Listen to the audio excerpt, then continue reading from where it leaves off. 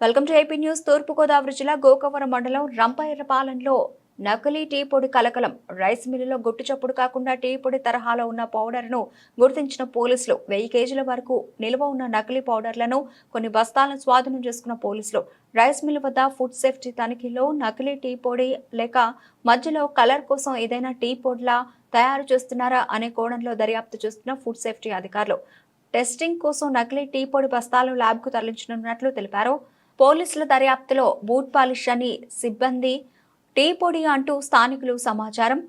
నకిలీ టీ పొడి గత 3 నెలలుగా జరుగుతున్నట్లు సమాచారంతో రైడ్ చేసి శాంపిల్ను పోలీస్ స్టేషన్కు తరలించిన పోలీసులకు అందుబాటులోకి రాని నకిలీ టీ పొడి తయారీ నిర్వాహకులు ఇతర ప్రాంతాల నుండి ఇక్కడికి వేరువేరు పౌడర్లను తీసుకొచ్చి టీ పొడి తరహాలో చేస్తారని ఫుడ్ సేఫ్టీ అధికారుల అంచనా.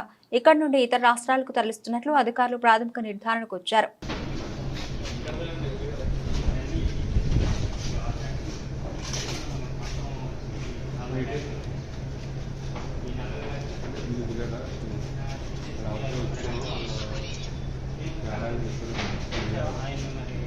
ఆయన అమ్మాయికి ఇచ్చాను అంటాడు, లేకపోతే అతను ఇచ్చా అంటాడు, ఎందుకు ఇచ్చాడు, ఎంతకి ఇచ్చాడు అన్నీ రాసుకోండి.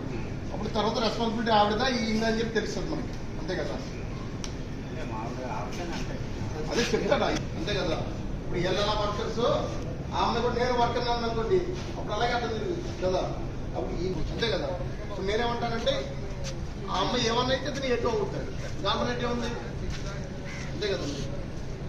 అలా రాసి ఫస్ట్ ఈ స్టేట్మెంట్ తీసుకోండి, ఎవరికి ఇచ్చాడు ఎంత క్లియర్గా చెప్పగలిగితే చెప్తారా. నా పేరు రుక్కయ్య అండి. నేను తూర్పుగోదావరి జిల్లా ఫుడ్ సేఫ్టీ ఆఫీసర్ని. ఈరోజు ఉదయం ఇప్పుడు కోరుకొండ సర్కిల్ ఇన్స్పెక్టర్ గారు మా ఇన్ఫర్మేషన్ ప్రకారము ఇక్కడ రంప ఎరిపాలెం వచ్చి ఇక్కడ రైస్ మిల్లో కల్తీ టీ పొడి తయారవుతుందని చెప్పి ఇన్ఫర్మేషన్ వచ్చింది. దాంతో వచ్చి మేము అంతా కూడా చెక్ చేసాము. అక్కడ సుమారుగా ఒక 31 బ్యాగ్ తయారైన అదే టీ పౌడర్ లాగా కనిపించిన కల్తీ టీ పౌడర్ ఒకటి కనిపించింది. అది దాన్ని తయారు చేయడానికి కావాల్సిన సోడియం కార్బోనేటు, మిగతా క్యాషు పౌడరు, అటువంటి ఒక 4 రకాలు రా మెటీరియల్ అన్నీ దొరికినవి. అన్నిటినీ సీజ్ చేసాము.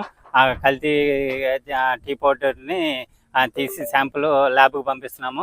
ల్యాబ్ రిపోర్ట్ వచ్చిన తర్వాత వాళ్ళ మీద తగు చట్ట ప్రకారం చర్యలు తీసుకుంటాము. ఈ విధంగా కల్తీ టీ పౌడర్ తయారు చేసే వాళ్ళ మీద జిల్లాలో ఎక్కడైనా ఉంటే కనుక మేము కఠినమైన చర్యలు తీసుకుంటాము.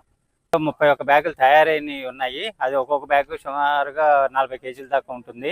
ఇవి కాకుండా సెమీ ప్రాసెస్డ్ కొన్ని ఉన్నాయి, అలాగే స్మూత్గా ఉన్న పౌడర్ కొన్ని ఉన్నాయి. ఇవి కాకుండా క్యాషు హస్క్ పౌడర్ బ్యాగులు అన్నీ ఉన్నాయి.